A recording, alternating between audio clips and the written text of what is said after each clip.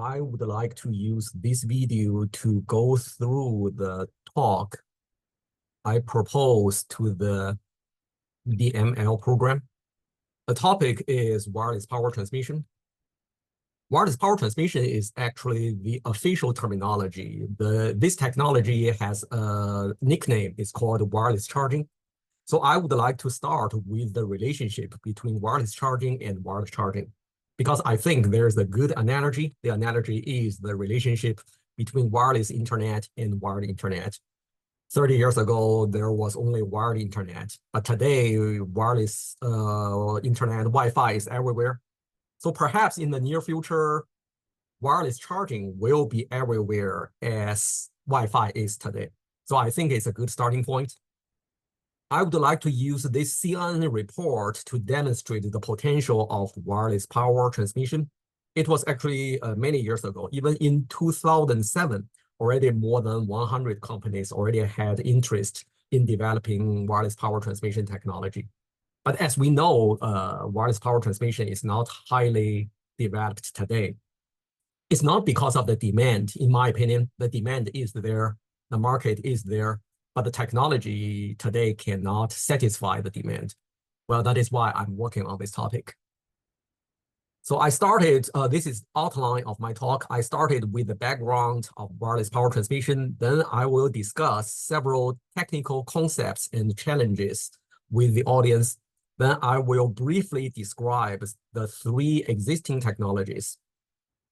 Then I will move to my research. My research is based on something called the retroreflective beamforming technique. Then finally, I will summarize it. So I think it is pretty necessary to discuss several technical concepts. Today, wireless power transmission, this idea is not unfamiliar to everybody, but quite a few concepts actually are not crystal clear. For instance, this pair of concepts. Personally, I am very confused when people attempt to discuss with me about wireless energy transfer. Because in my opinion, actually, wireless power transfer and wireless energy transfer, actually, they are totally different from each other. So I always start with this example. So in a car, something is transmitted from the engine to the tires. So it would be very awkward if I claim that the engine transmits energy to the tires. Actually, power is transmitted, not energy. If I'm giving this presentation in a regular room, I would just use this presentation as an example. So as a speaker, I'm transmitting something to the audience. I'm not transmitting energy. Actually, I'm transmitting acoustic power to the audience. And these two examples, they belong to energy transfer. So over here in this container, there is crude oil in this container, and there are batteries in this container. Actually, they belong to energy transfer. So there are quite a few concepts that are actually confusing, and they actually need clarification. For instance, the relationship between wired transmission and wireless transmission, the relationship between power transmission and information transmission. And also I will discuss several challenges associated with wireless power transmission, including power transmission efficiency and the potential biological hazards to human beings. So hopefully the audience would understand the challenges associated with wireless power transmission, and they would also understand why wireless power transmission is not highly developed today. Then I will move to the three existing technologies of wireless power transmission. And I have 5 or 6 slides in total, and this is the summary slide. In this table, pretty much I compare the three technologies based upon inductive coupling, radio frequency radiation, and optical power transmission, respectively. And I do not include acoustic power transmission because it's going to make things too complicated. So over here, I only compare the three technologies that transmit electrical power wirelessly. Then I will move to my research. My research is based on retroreflective beamforming. So Retroreflection is originally an optical term. So in optics, if I have a regular surface, the reflection should be like this. So if there's an incident light ray, and the reflection should be like this. And if I build a retroreflective surface, then the reflection would follow the direction of the incoming light ray. It has actually many applications. For instance, the traffic signs, many traffic signs are made of retroreflective surfaces. At night, when I shed my headlight to a traffic sign, I desire the reflected light to return to me. I do not desire the reflection to go toward any other directions. Therefore, traffic signs made of retroreflective surface are more bright, more visible at night.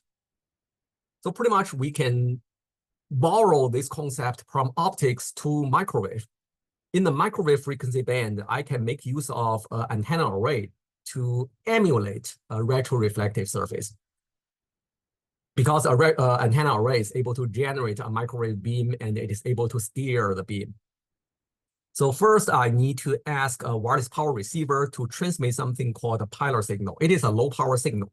Then the antenna array will detect and analyze the Pylar signals. Based upon analyzing the Pylar signals, the antenna array knows the direction, finds the direction of the incoming Pylar signal. Then it's going to deliver a micro power beam toward the direction opposite to the incoming direction. And this is a strong beam. It is a power beam. Pylar signal is a low power signal, but the reaction is very strong. It is a power beam with high power level. The beauty of this technique is that the power beam, the microwave power beam, would always follow the location of the wireless power receiver as long as the power receiver broadcasts Pylar signals periodically. We are working on many applications, but this is our major application. It is in the Internet of Things applications. Suppose there is a warehouse, there are many low power mobile devices in this warehouse. So we would like to mount multiple charging panels over the ceiling or over the wall. They would jointly detect the Pylar signals, and they would jointly construct microwave power beams to charge the devices. I will also discuss several other applications.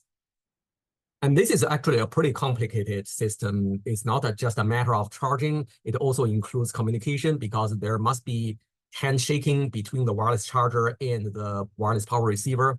And there's also a radar mode, because I need the device, the wireless power receiver, to broadcast Pylar signals and such that the wireless charger is able to localize it by analyzing the Pylar signals.